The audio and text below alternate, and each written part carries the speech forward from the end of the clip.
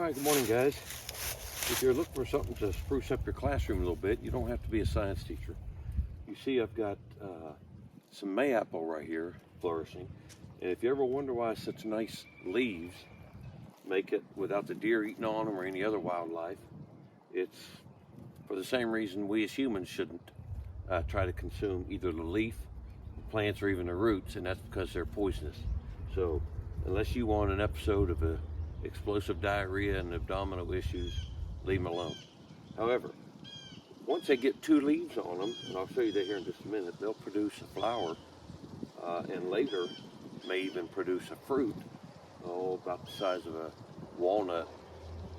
And once it gets fully ripe, it's fully yellow, has no green in it whatsoever, maybe it's even a little wrinkly.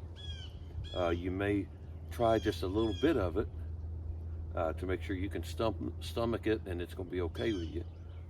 And then that's a unique taste. I've seen people eat them before, so you may want to try it. But I'll bring this camera over where you can see a couple of these with the 2 leaves, like this one right here, already has.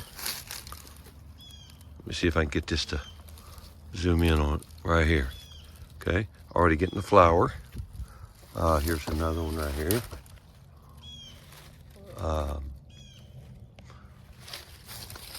With the flower already started. A lot of times they're under the leaves and you may not even notice the flower.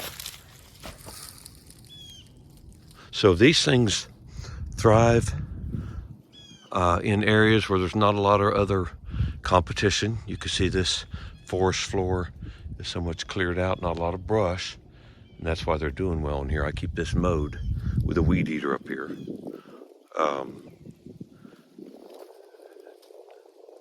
So that's how you grow them. If you dig them up, and you can, when they're dormant, you could separate the roots and replant them, and you can transplant them that way. If you try to go from the seed, a mature seed, they say it could take 4 or 5 years in order for the seeds to mature and be able to plant them and grow. So here's the mayapple.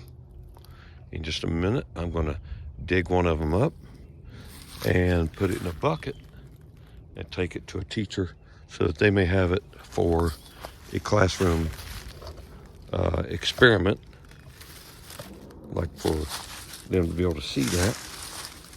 So I'm going to dig 1 or 2 of them up, keep it native soil, try to keep it moist. Alright. Let's see that one right here. I already have a nice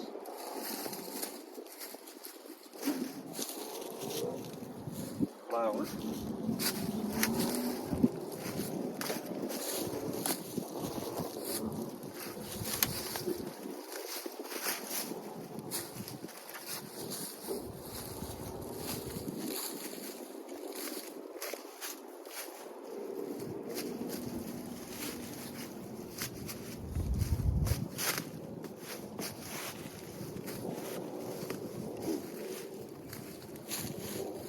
Again, you don't want to get too close, damage the roots, and then you won't be able to use them.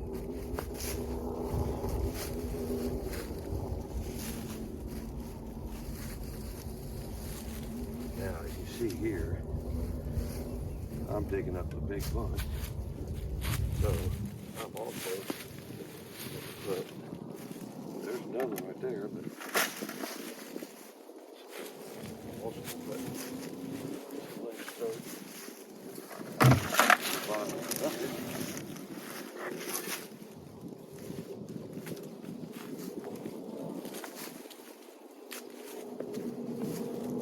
I also see several other plants, but if they don't have the second leaf, they're not going to have that flower. And so most of the ones that I see that have 2 leaves, they do have the flower. All right. this on. And right here.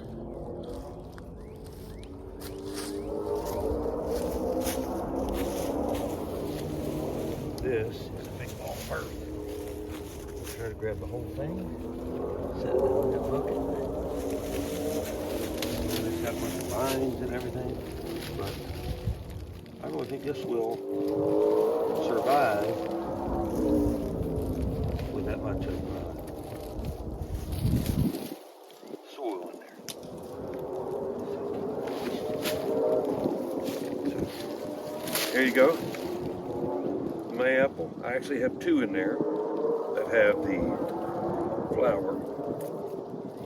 So I'll remove some of these other weeds out of there. Take that to the classroom and let your students see this grow.